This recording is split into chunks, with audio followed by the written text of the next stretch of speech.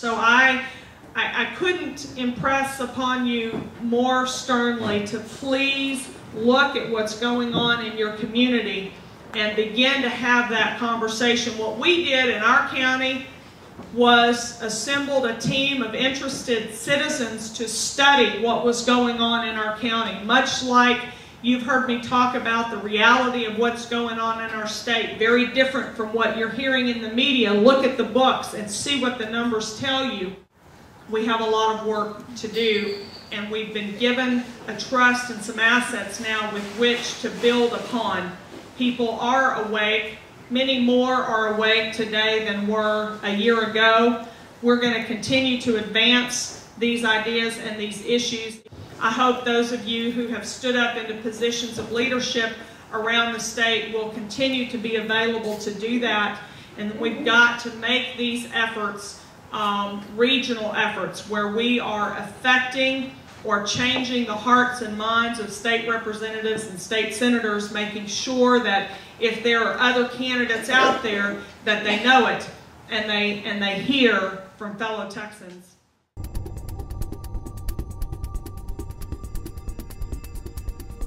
They don't care about us. They don't care about our interests. They don't care about the state of Texas. I tell you what they care about.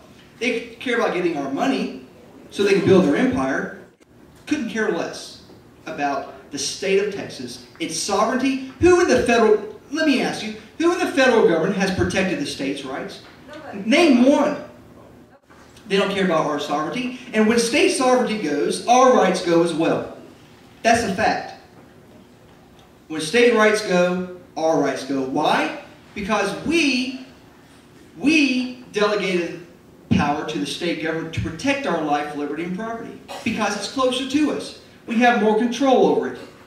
We can go to our state legislator, our county sheriff, our governor, and say, look, this is a problem over here. You better rectify it.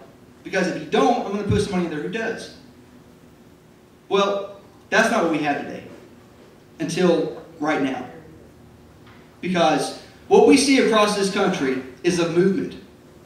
It's a movement of the states to reclaim what is rightfully theirs in a peaceful and constitutional way. Nullification, interposition.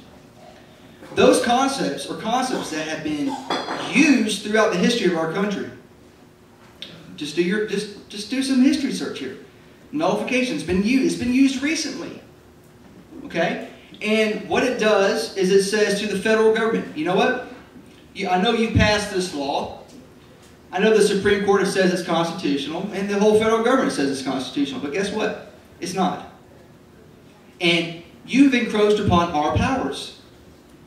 We, as a state, as a sovereign state, have the power to defend those rights under the 10th Amendment, which is the supreme law of the land. And we are going to defend those. And we're going to pass a law that will nullify that act of Congress, or that will interpose restrictions on it so that it cannot be effectuated in this state.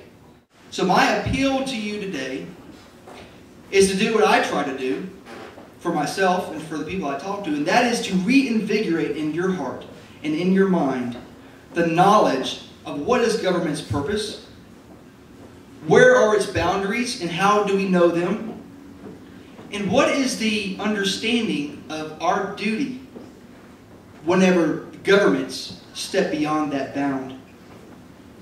It's not time to play Republican Democrat anymore. It's not time for that. Those days are gone. Okay?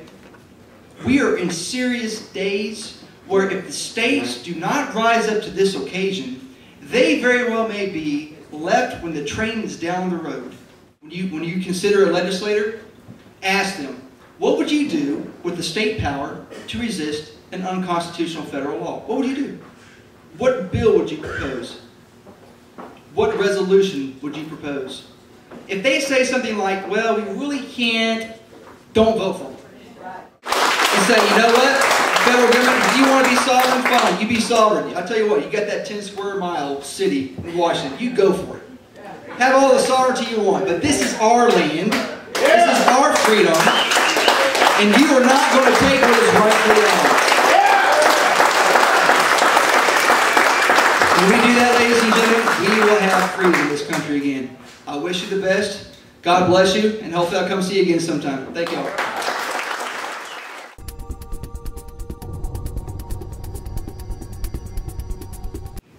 Show me the law, officer, that says no matter how bad government gets, no how far off we get from the constitutional path we're supposed to be on, that you have an obligation to go along. Your oath was to the people. In fact, yes, in God's name, and in fact, you don't even work for the sheriff. You don't work for the chief of police. You don't work for the state police. You don't work for the state. You work for the people. You might have supervisors places else, but you don't work for them. Your oath is to the people. They pay your salary, and your duty is to them. That's it. And if your supervisor happens to tell you something that's unconstitutional, you tell them no. But who decides the extent of federal authority?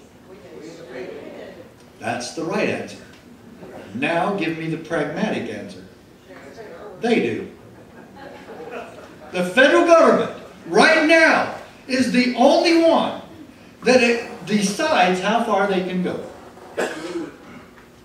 And as Tim asked you a while ago, do you really think that's what they intended to protect freedom with? They get to decide how far they go. Your land is ours, your water is ours, your air is ours, your children is ours, your finances are ours. You're just nothing except a little subject. You know, who's allowed the IRS to continue with what? Our federal tax system is, in short, utterly impossible, utterly unjust, and completely counterproductive. It reeks with injustice and is fundamentally un-American. It has earned a rebellion. Well, sheriffs, there you go. Lead the rebellion. Now look, that's from the United States Supreme Court. We have held, however, that state legislatures are not subject to federal direction.